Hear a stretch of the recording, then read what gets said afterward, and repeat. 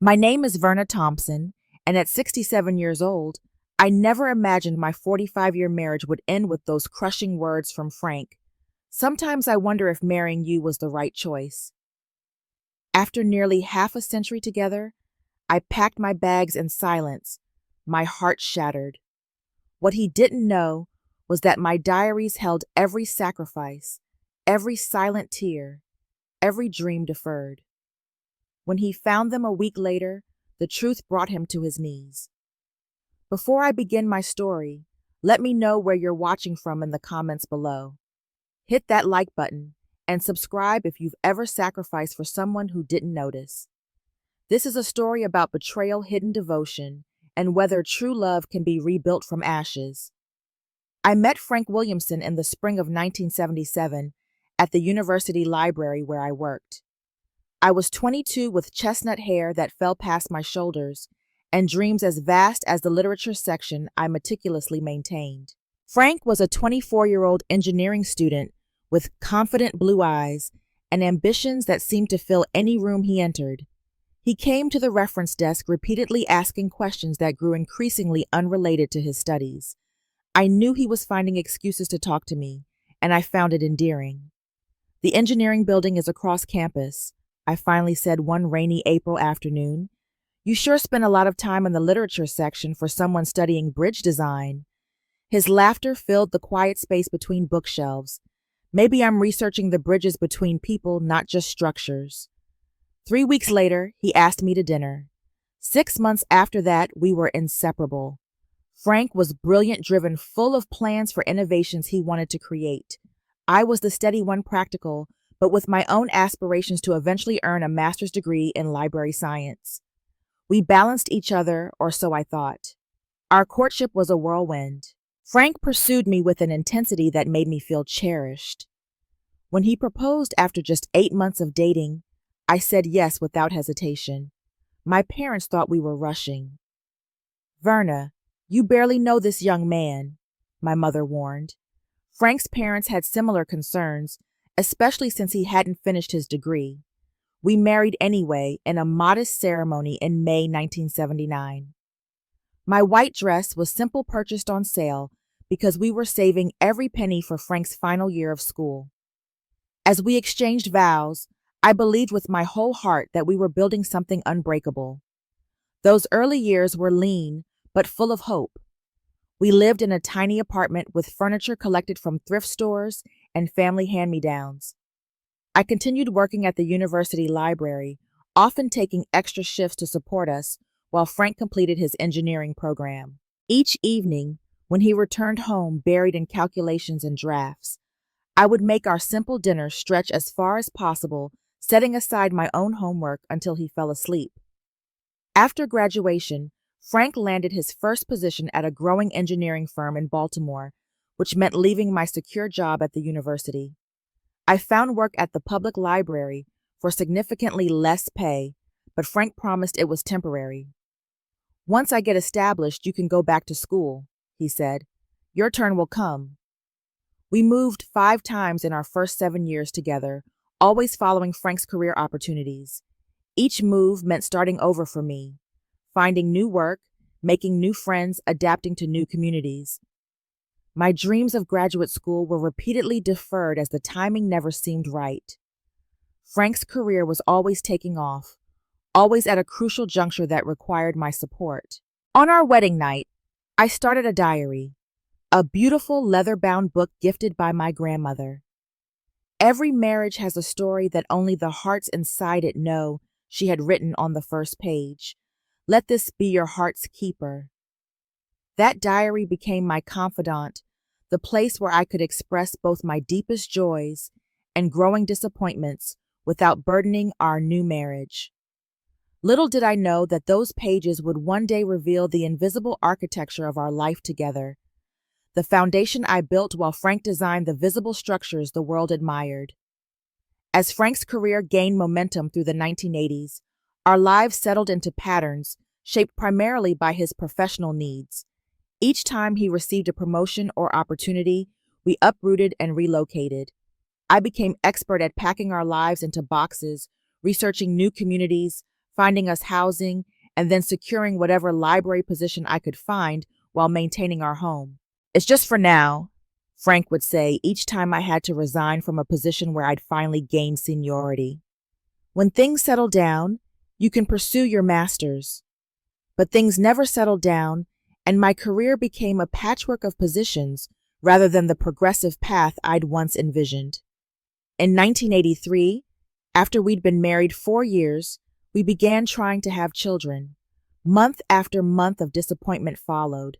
By 1985, we were seeing fertility specialists, enduring invasive tests and treatments. I recorded each procedure, each hope, and each devastating negative result in my diary. Another negative test today, I wrote in November 1986. Frank held me and said it would be okay that we had each other. But I saw the disappointment in his eyes. His mother called again asking about grandchildren. I didn't tell him about her call. He has that big presentation tomorrow, and I don't want to add to his stress. After 3 years of treatments, we faced the reality that children might not be in our future. While Frank buried himself deeper in his work to cope, I channeled my maternal energy elsewhere. I volunteered at the local elementary school's reading program. I became the neighborhood's unofficial aunt, the one who remembered birthdays and baked cookies for school events. My diary entries from this period reveal my adaptation to a life different from what I'd planned, helped Tommy next door with his science project today. His mother worked such long hours, and he needed someone to listen to his ideas about volcanoes. His eyes lit up when the baking soda erupted. Perhaps this is my way of mothering, catching the moments others are too busy to see. As Frank rose to senior engineering positions, our home became a showcase for entertaining his colleagues and clients. I orchestrated dinner parties and holiday gatherings, maintaining the perfect corporate wife image that Frank's position demanded. My library jobs became secondary to managing our social calendar and maintaining connections with Frank's growing professional network.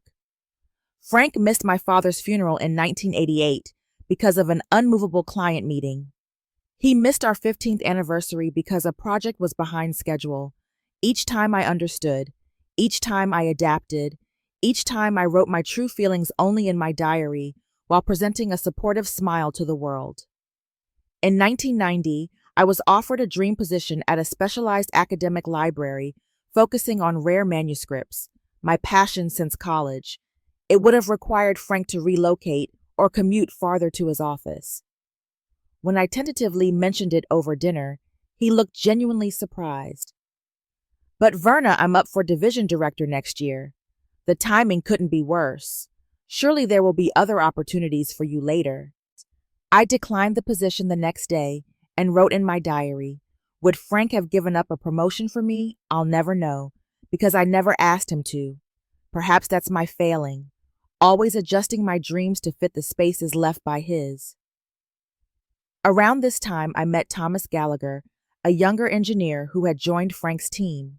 Unlike Frank's other colleagues, who saw me merely as Frank's wife, Thomas actually asked about my interest in work. He borrowed books I recommended and returned them with thoughtful comments. When Frank was working late, Thomas sometimes stopped by to drop off papers and stayed for tea discussing poetry and history, subjects Frank rarely had time to explore with me. I had a fascinating conversation with Thomas today about Emily Dickinson. I wrote in my diary, he sees the loneliness in her work that I've always felt. Frank glanced at us talking and seemed irritated, though he never wants to discuss poetry himself. Is it wrong to enjoy intellectual conversation with someone who values my thoughts? Frank and I speak almost exclusively about his work now or household matters. As we entered our 15th year of marriage, I was both proud of the life we'd built and increasingly aware of its imbalances. But these thoughts remained private, confined to diary pages Frank never knew existed. By our 20th anniversary in 1999, Frank and I had achieved the external markers of success. We owned a beautiful colonial home in an upscale suburb of Chicago. Frank's third promotion had made him a corporate executive, and we enjoyed material comforts neither of us had grown up with. Yet somewhere along the way, we had started living parallel lives rather than intertwined ones. Frank traveled frequently for work, sometimes gone for weeks at international conferences or project sites. I had developed a rich community life serving on the library board, organizing literacy programs, and maintaining a close circle of friends, mostly women in situations similar to mine, whose husbands' careers had shaped family decisions. My diary entries from this period reveal my growing awareness of our emotional distance. 20 years married today. Frank forgot until I mentioned it at breakfast. He rushed out to buy flowers on his lunch break and made dinner reservations. He's trying, but I see how his mind is elsewhere, already planning tomorrow's meeting. When did we stop truly seeing each other? When did we become comfortable with this polite distance? Thomas had remained a constant in our lives, rising in the company alongside Frank, but always making time for genuine connection. When I had a health scare in 2001, a breast cancer false alarm, it was Thomas who sat with me in the hospital while we waited for results. Frank was in Singapore and insisted he couldn't return early. "It's probably nothing," he said over the phone. "Call my secretary if you need anything." The tests were negative, but the experience crystallized something for me. I wrote in my diary, "Today I realized Frank might not be there when I truly need him. Is this what I signed up for? A marriage where crisis falls below business on the priority list." Thomas divorced his wife Patricia in 2002 after discovering her affair. While Frank commented that Thomas should have seen it coming and kept his distance during this difficult time, I found myself offering Thomas support, inviting him for Sunday dinners, helping him navigate single parenthood with his teenage daughter, lending books that might offer comfort. Thomas broke down tonight talking about Patricia's betrayal. I wrote in my diary in March 2002. Frank was working late again, so Thomas helped me plant the spring garden, then stayed for dinner. He said he envied our marriage, the stability, the partnership. If only he knew how lonely it can be to sit across from someone who's physically present but mentally elsewhere. Still, I didn't correct his idealized view. Some truths serve no purpose in the speaking. My friendship with Thomas remained strictly platonic, but it provided the emotional intimacy my marriage increasingly lacked. We discussed books, shared concerns about our aging parents, and talked about life's disappointments and joys. These were conversations Frank no longer had time for. By 2005, I sometimes caught myself wondering if Frank would even notice if I left. Our routines were so established, our interactions so predictable, that we moved through life like well-rehearsed dancers who no longer needed to look at each other to complete the steps. "Does Frank see me anymore?" I wrote on a rainy night while he slept beside me. "Or am I just part of the landscape of his life, like the furniture or the view from our bedroom window? Something familiar that requires no attention?" These questions haunted me, but I kept them locked in my diary and continued maintaining the life we'd built. The alternative, dismantling 40 years of history, seemed unthinkable. So I adapted as I always had, finding fulfillment where I could while preserving the partnership that had defined my adult life. Frank's retirement at 65 brought our marriage to a crisis point neither of us had anticipated. After 40 years of corporate structure, Frank suddenly found himself at home, full-time, unmoored from the identity and purpose his career had provided. I, who had managed our household independently for decades, now had a constant companion questioning my routines, schedules, and decisions. "Why do you water the plants on Tuesday and Friday? It's more efficient to do them all at once on Wednesday," he'd say, or, "You're loading the dishwasher inefficiently. Let me show you a better system." After decades of having separate spheres, we were suddenly occupying the same space without knowing how to coexist harmoniously. Frank's critical comments increased as his sense of purpose decreased. During this period, Thomas still visited regularly. Now, semi-retired himself, he would bring over interesting articles or books we discussed. Frank began watching these interactions with visible irritation. "Does Thomas have to come over so often?" he asked one evening after Thomas left. "Don't you think people are starting to talk a married woman spending so much time with another man?" "We've been friends for over 20 years, I replied, shocked. "You've never had an issue with Thomas before." I never had to sit home watching my wife light up for another man before, Frank shot back. The irony wasn't lost on me. Frank suddenly caring about my happiness when I'd spent decades accommodating his needs without complaint. In April 2019, I discovered financial statements Frank had been hiding. Poor investment decisions had decimated a significant portion of our retirement savings. While reorganizing our home office, I found notices of margin calls and high-risk investments Frank had made without consulting me. "Why didn't you tell me?" I asked that evening statement spread on the kitchen table. Frank's face crumpled in a way I'd never seen. "I couldn't bear for you to know I'd failed. After a lifetime of providing, I made stupid mistakes."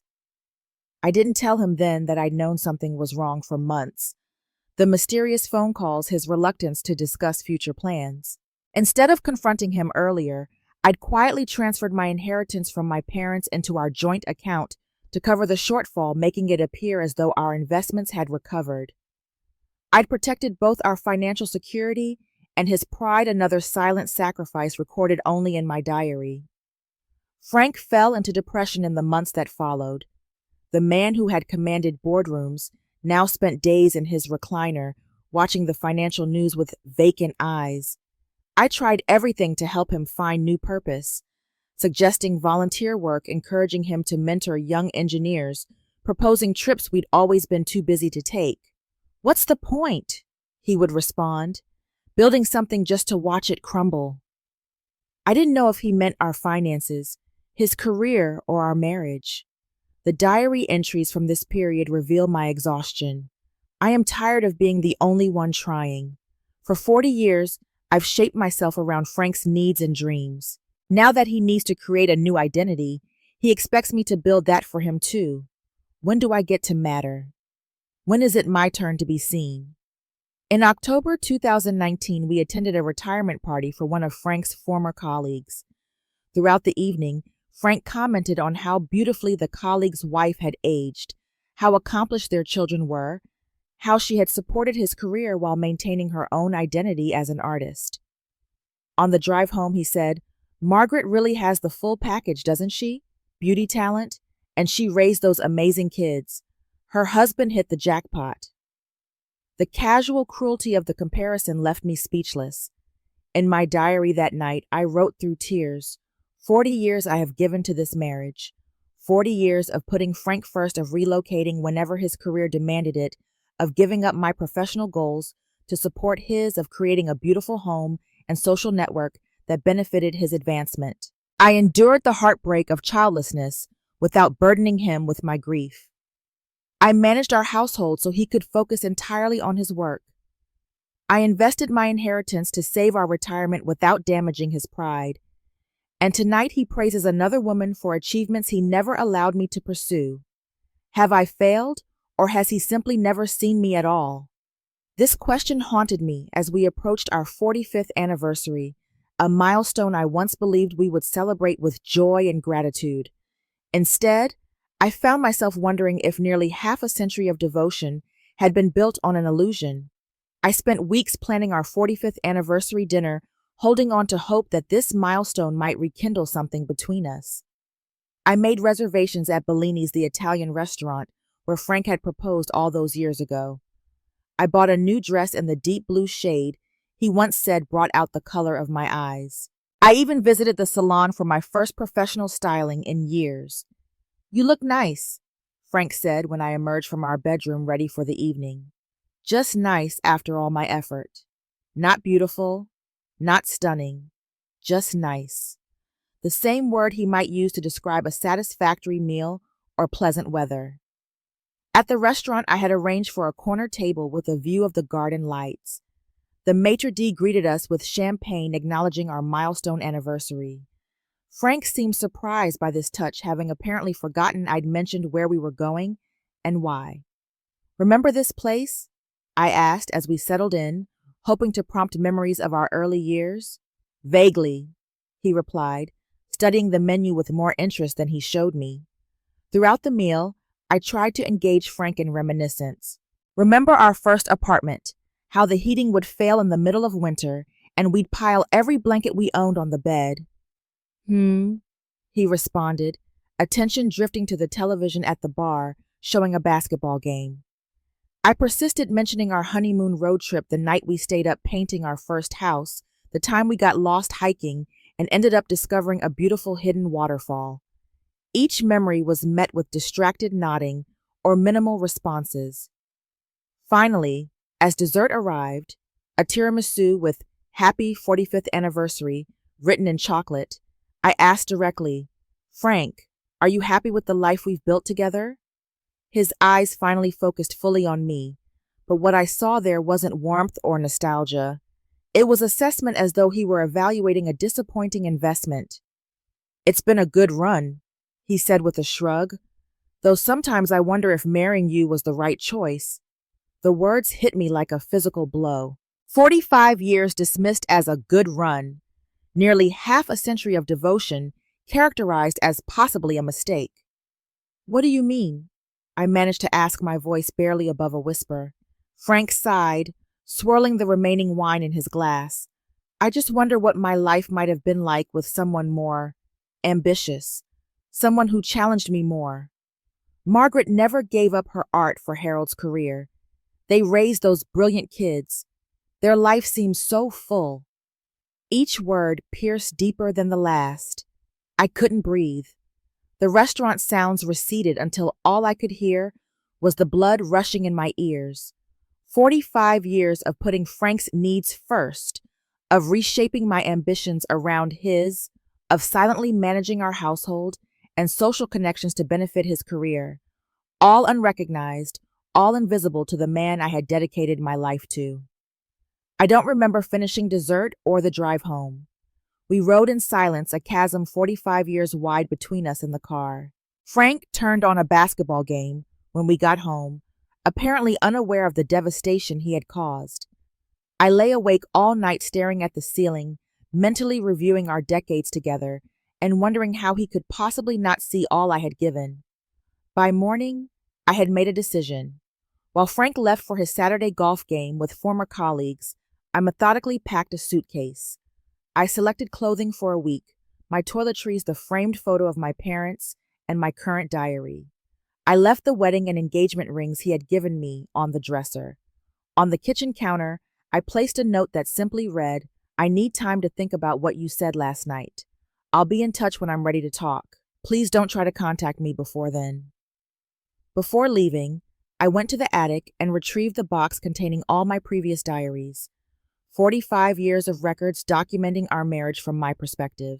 I placed them on our bed, not out of any specific intention, but because I couldn't bear to leave them behind. At the last moment, I decided against it, returning them to their hiding place in the attic. Those private thoughts weren't meant for sharing. With one final look around the home we'd shared for the last 12 years, I walked out to my car, unsure if I would ever return. The drive to my sister Judith's vacation cabin in the Blue Ridge Mountains took nearly 6 hours, but I barely registered the journey. My mind replayed Frank's words on endless loop. Sometimes I wonder if marrying you was the right choice. Judith wasn't at the cabin. She and her husband were traveling in Europe, but she had always told me to use it whenever I needed escape. This secluded place with its wraparound porch and view of the misty mountains had been my sanctuary during previous personal crises. Now, it would shelter me through the possible ending of my marriage. The cabin had no internet connection and spotty cell service, which suited me perfectly. I needed disconnection from the outside world to reconnect with myself. I called Judith from the landline the first evening to explain my situation. He said what Judith's outrage was immediate and validating. After everything you've given up for him. That's just it, Judy, I said quietly. He doesn't seem to understand what I've given up. In his mind, I think he believes he's the only one who made sacrifices. Then he's either blind or selfish, she declared, or both. Over the following days, I settled into a rhythm dictated only by my own needs and desires. Perhaps for the first time in 45 years, I woke when my body wanted to, not when Frank's schedule demanded. I ate when hungry rather than at the appointed dinner time Frank preferred. I read for hours without interruption, hiked the nearby trails, and sat on the porch watching sunrise and sunset. On the third day, Judith called to check in and mentioned she had received multiple calls from Frank. "He sounds frantic," she said. "Says he's been trying your cell for days." "I turned it off," I replied. "I need space to think." "He wants to know where you are." "Did you tell him?" "Of course not," Judith snorted. "Not until you say it's okay." Later that day, I was surprised when the cabin phone rang and Thomas's voice came through the line. "Verna, thank God. Are you okay? I've been worried sick." "Thomas, how did you get this number?" "I remembered you mentioning your sister's cabin once. I found her home number in Frank's address book, and her husband gave me the cabin number. I hope that's okay." His concern touched me. "I'm fine, Thomas. I just needed some time away. Frank called me yesterday beside himself. He said you'd left without explanation. That's not like you, Verna." The care in his voice nearly broke my composure. I found myself telling Thomas everything. Frank's devastating words at our anniversary dinner, the years of unacknowledged sacrifices, my uncertainty about the future. "I'm so sorry, Verna," Thomas said when I finished. "But I'm not surprised." "What do you mean?" "Frank has always taken you for granted. Everyone can see how much you've given to that marriage and how little he's given in return. The emotional labor, the constant adjustments to your life, the way you've protected his ego, it's been painfully obvious to anyone paying attention." His validation of my experience brought tears to my eyes. For decades, I'd convinced myself that my private disappointments were unreasonable, that my sacrifices were simply what marriage entailed. Hearing Thomas articulate what I'd barely allowed myself to acknowledge was both painful and liberating. Meanwhile, Frank's calls to Judith increased in frequency and urgency. She reported that he sounded genuinely distressed, but I wasn't ready to speak with him yet. I needed this time to rediscover the woman who existed separate from Frank's wife, an identity I'd subordinated for most of my adult life. What Frank was doing during this time, I wouldn't learn until later. Apparently, after several days of my absence, he began searching our home for clues about my state of mind. He checked my email, finding nothing unusual, looked through my desk drawers, and eventually made his way to the attic where we stored old mementos and seasonal decorations. That's where he found the trunk containing my diaries, 45 volumes documenting our entire marriage from my perspective. The earliest was the leather-bound book my grandmother had given me, followed by various journals purchased through the decades. Some were fancy bought during better financial times, others simple notebooks from periods when money was tight. Frank later told me he sat on the attic floor stunned by this discovery. He'd had no idea I'd kept diaries all these years. Bringing them downstairs to our bedroom, he began with the first volume, reading chronologically through the decades of our marriage. For 3 days, Frank barely ate or slept. He read through entry after entry, my hopes and dreams as a young bride, my excitement at his early career, successes, my silent grief over our infertility, my disappointment each time my own aspirations were deferred for his convenience. He read about relocations I'd accepted without complaint while mourning the career opportunities and friendships left behind. He discovered how I juggled household management, his social calendar, and my own work without burdening him with the details. He learned about health scares I'd navigated alone to avoid disrupting his important meetings. Most shockingly, he read about how I'd used my inheritance to quietly save our retirement after his risky investments failed, a sacrifice I'd never mentioned to protect his pride. The diary entries about Thomas revealed nothing inappropriate, but showed the deep intellectual and emotional connection I'd found with someone who valued my thoughts and interests, needs Frank had long neglected to fulfill. As he reached the most recent volumes, Frank encountered my increasing questions about whether our marriage had been worth the sacrifices I'd made. He read my heartbreak over his casual comparison to Margaret, his colleague's wife. And finally, he read the entry after our anniversary dinner, where I'd written, "After 45 years of reshaping myself to fit Frank's needs, he tells me he wonders if marrying me was the right choice." Perhaps the most painful revelation isn't his regret but mine. The dawning understanding that I've spent my life being the right choice for someone who now questions if I was worth choosing at all. Frank later told me he collapsed onto our bed after reading this final entry, physically overcome by the weight of his realization. He called Judith in tears, begging to know where I was. "She needs time, Frank," Judith told him firmly. "For once in your marriage, this has to be on her terms, not yours." A week after I'd left, Thomas called the cabin again. "Frank found your diaries," he said without preamble. My heart stopped. "What? How do you know?" "He called me Verna. I've never heard him like that. He wanted to know if I knew where you were. He kept saying he'd had no idea that he'd been blind, that he didn't deserve you." After hanging up, I sat on the porch for hours watching darkness fall over the mountains. My private thoughts, never intended for Frank's eyes, had apparently accomplished what decades of accommodation could not. They had made him truly see me. The question was whether this revelation came too late. After learning that Frank had read my diaries, I knew it was time to return home and face whatever remained of our marriage. I needed another day to gather my strength to prepare myself for what might be a final conversation with the man I'd loved for nearly 5 decades. I arrived home on a Tuesday afternoon, 8 days after I'd left. The house appeared unchanged from the outside, but inside I found a scene I never expected. Frank sat in our living room, surrounded by my diaries, some open to marked pages, tissues scattered around him. When he looked up and saw me, his face crumpled. "Verna," he whispered, his voice raw. He looked like he hadn't slept in days. Unshaven hair, uncombed, wearing the same clothes he'd had on when I left. I set my suitcase down by the door, uncertain whether I'd be staying. "Frank, I had no idea," he said, gesturing to the diaries. "All these years, I had absolutely no idea." I moved to the armchair across from him, maintaining distance. "You never asked." "That's just it," he said, rubbing his hands over his face. "I never had to ask, because you always adjusted. You always made everything work. You handled everything so seamlessly that I never had to consider what it cost you." I'd imagined this confrontation countless times during my week away, but now that it was happening, I felt strangely calm. "Did you read all of them?" "Yes."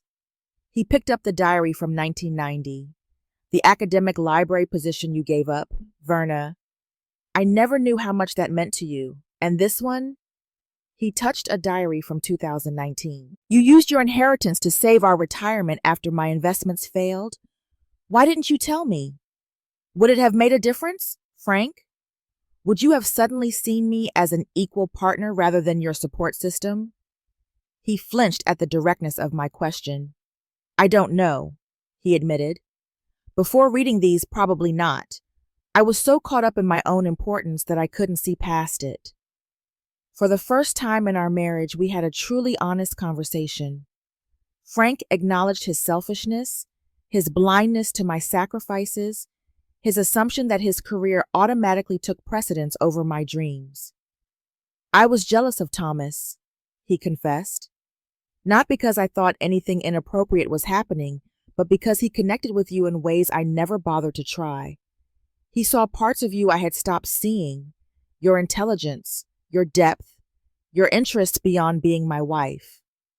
"He listened," I said simply. "He asked questions about me. He remembered what mattered to me." Frank nodded, eyes downcast. "I took for granted that you would always be there exactly as I needed you to be. It never occurred to me to wonder what you needed." As painful as this conversation was, it felt like lancing a wound that had festered for decades. The honesty between us was both excruciating and cleansing. "I want to try again, Verna," Frank said finally. "I know I don't deserve it. I know 45 years is a long time to wait for someone to truly see you. But if you're willing, I want to learn who you really are, not just the woman who's been supporting me all these years." I didn't give him an immediate answer. Instead, I said, "I need to know that this isn't just guilt or fear of being alone. I need to know that you genuinely want to create something different. I'll do whatever it takes, he said, counseling both together and separately. I'll learn to be a true partner, not just someone you accommodate.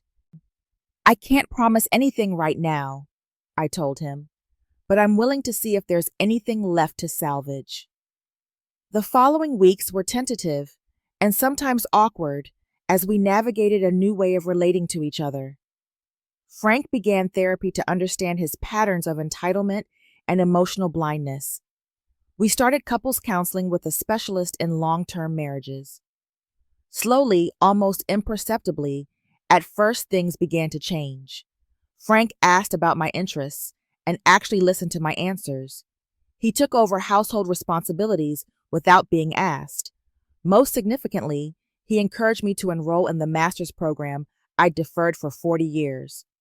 It's past time, Tees, he said, placing the university application in front of me. I want to see you walk across that graduation stage, even if it's decades later than it should have been. 6 months of intensive counseling helped us identify the patterns that had created such imbalance in our marriage. Frank began to understand the invisible labor that women often provide in relationships: the emotional management, the social coordination, the household administration that had allowed his career to flourish unencumbered. I learned to express my needs directly rather than silently accommodating the pattern that had become so ingrained I barely recognized it. Our therapist helped me understand that my martyrdom had enabled Frank's self-absorption, that true partnership required both of us to change. The most healing moment came when Frank arranged a surprise gathering of friends and family to celebrate my acceptance into the master's program. He stood in our living room surrounded by people who loved us and publicly acknowledged what he had failed to see for decades. For 45 years, he told the gathered guests, Verna has been the foundation that allowed me to build my career and my life. She deferred her dreams to support mine, relocated whenever my job required it, and created a home that nurtured not just me, but everyone who entered it. I failed to recognize the magnitude of her contributions until recently, but I'm committed to spending whatever years we have left, ensuring that her dreams receive the same support she always gave to mine. I continued writing in my diary, but sometimes I would share entries with Frank, a level of intimacy we'd never experienced before. He would occasionally leave notes for me in the current volume, his way of participating in the ongoing documentation of our marriage. Is our relationship perfect now? Far from it. 45 years of ingrained patterns don't change overnight or even over months. Frank still sometimes slips into old habits of expecting accommodation. I still sometimes fall into patterns of silent resentment rather than direct communication. But there's an honesty between us that never existed before, a willingness to see each other fully with all our flaws and strengths. Frank may have regretted marrying me during that painful anniversary dinner, but the man he's becoming now seems genuinely grateful for the chance to truly know the woman he's been married to all these years. I've learned that forgiveness isn't about forgetting past hurts, but about choosing to create something new from the broken pieces. At 67, I'm finally pursuing the education I deferred at 22. Frank, at 69, is learning to be a partner rather than the center of our shared universe. Perhaps true love isn't the effortless connection of youth, but the deliberate choice to see each other completely, even when that vision reveals uncomfortable truths. It's never too late to begin again, if both people are willing to be vulnerable and honest. Have you ever had to reckon with painful truths in a long relationship? Did you choose to rebuild or walk away?